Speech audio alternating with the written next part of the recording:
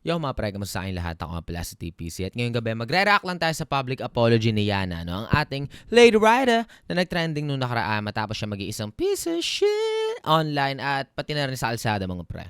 Sa mga hindi nakakaalam ng context na kung bakit ba siya nagpa-public apology in the first place, lalagay ko sa description below yung konteksto. At sa mga nakakaalam naman mga pre, no, panoorin na natin. Bago pala natin panoorin yung video mga pre, gusto ko lang sabihin sa inyo na magre-react ako dito with an open mind. No? Papanoorin ko to ng bukas yung isip. Kasi marami tayong nasabi sa taong to no, na matuto tayo mag-recognize na nagkakamali rin tayo, di ba? Matuto tayo mag-let go sa ego natin. At kung yun yung makikita natin sa video na to, no, na pinagsisiyan niya yung mga maling ginawa niya, di ba? Makikita natin na remorseful talaga siya. Hindi para pagtawanan siya no, sa bagay na tayo mismo hinihiling sana na gawin niya yun. Medyo piece of shit na galawan kasi para sa akin mga pre, no, pag sobrang daming tao na nagpangaral sa kanya at nagdemand na humingi siya ng tawad sa pagkakamali niya. Tapos once na gawin to nung taong to, sincerely, bubulihin natin siya at pagtatawanan sa bagay na gusto sana natin mangyari. Parang hindi naman tama yun, di ba? Well, unless sincere talaga siya, no? Unless makitaan talaga natin siya ng sincerity. Pero may mga public apology kasi na, alam mo yun, nakakatawa talaga kasi alam mong nadala lang sila ng pressure, tapos hindi naman talaga sila sorry. Halata mong hindi sila nagsisisi talaga sa bagay na ginawa nila, no? Nagsisisi sila dahil humantong pa sa punto kung saan kailangan nila mapahiya online, kaya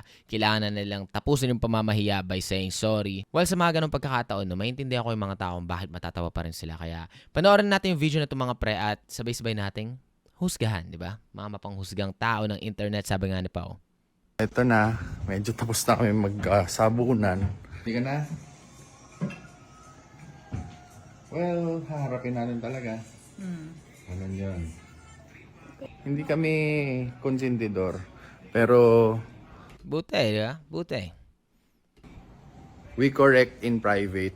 Siyempre, kailangan nyo malaman na ginagawa naman namin yung mga tama at the best na paraan paano manghingi ng sorry.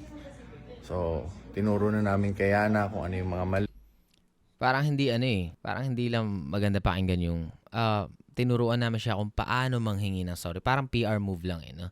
Ang pinakamaganda siguro kung sinabi nyo dito, tinuruan namin siya no, sa mga mistakes niya. No? Pina-recognize namin sa kanya yung mga naging mali niya. At pag na-recognize sa isang tao mali niya, no, feeling ko mas makapag-formulate siya ng sincere na sorry, di ba? Hindi na magmumula sa kaibuturan ng puso niya. Kasi kung tinuruan nyo lang siya kung paano humingi ng tawad, parang wala pa rin yung accountability dun Pero tingnan natin, di ba? Baka na mali lang ng wording si Kuya. Hindi kami nagkukonsinte. Hindi lang namin yan ginagawa in public. So, tingnan natin. Punta natin. Hanapin muna namin. Yan, so, punta na natin ha. Okay ka na ba? Tanggap mo na? Ha? Okay, that's good. Accountable naman daw siya mga pre. I'm not gonna judge, pre. Nanonood lang ako. Pupuntahan na namin. Yan, dito na kami sa work area ni Mang Jimmy. Hopefully maabutan naman siya. Hintayin na lang daw. Pasensya na po talaga. Pero ayun, gusto ko kasi personal manghingi ng pasensya si Yana. Kasi kung public apology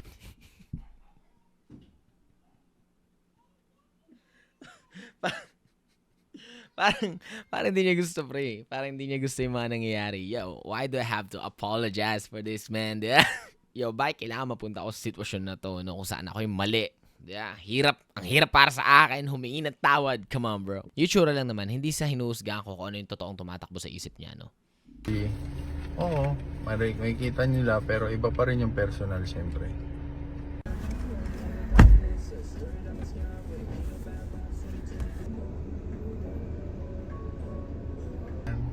O'clock. Wala pa rin pero kailangan na namin kasing bumaba. So, mamaya na lang gagawa na lang ng public apology video to. Yes. Ha? Po. Okay. Baba na kami. Pasensya na po. Pasensya na po. To grow is to be accountable. Wala lang. Yung intro, no, parang, damn. Hindi ko na alam kung that's the best way to start it. Yeah? Doesn't sound sincere lang, no? To grow is to be accountable. Well, tama naman yun, no? Tama naman yun, pre.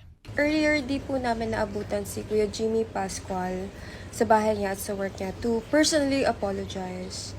So I would like to take this opportunity to say sorry to Kuya Jimmy for what I've caused. And of course, as well as to those people who got dragged into the issue. Sorry din po sa citizen of Zambales, Hindi kasi may nadrag na senador ata dito sa issue na to eh. No?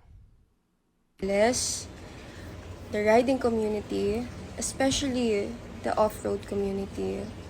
This issue is all on me. I'm still learning. This one especially the hard way. I promise to be more patient next time, especially on the road. And I'll listen to my ates and kuyas more. Na-feel ko na po yung mundong maraming galit and ayoko na pong maulit po yun. Again, sorry po at pasensya po ulit. Maraming salamat po. Alam niyo kung ano lang yung weird para sa akin dito sa public apology na to. No? Parang pinakita nila dito na ito yung ginawa nila throughout the day. In-upload nila to May 1, di ba?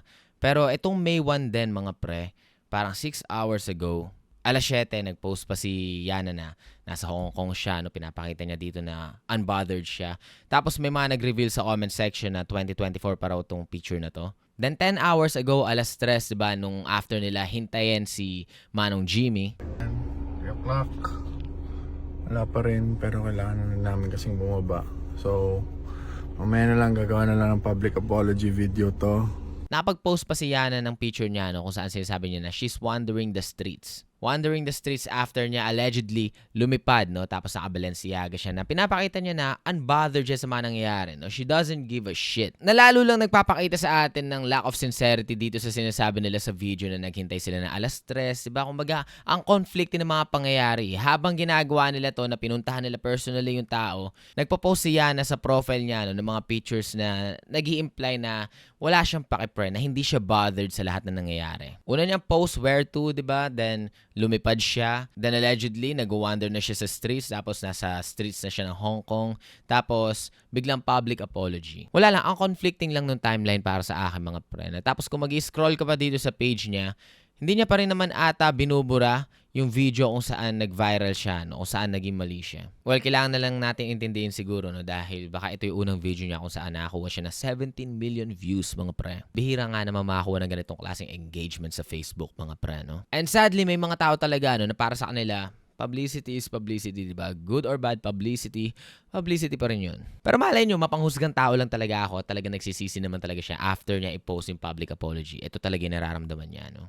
Si Yana na lang makapagsabi niyan mga pareno, ang ating Lady Rider, diba? Na nag-trending nung nakaraan matapos siya mag-iisang piece of shit. At yun lang naman yung video na ito mga pre. Sheesh.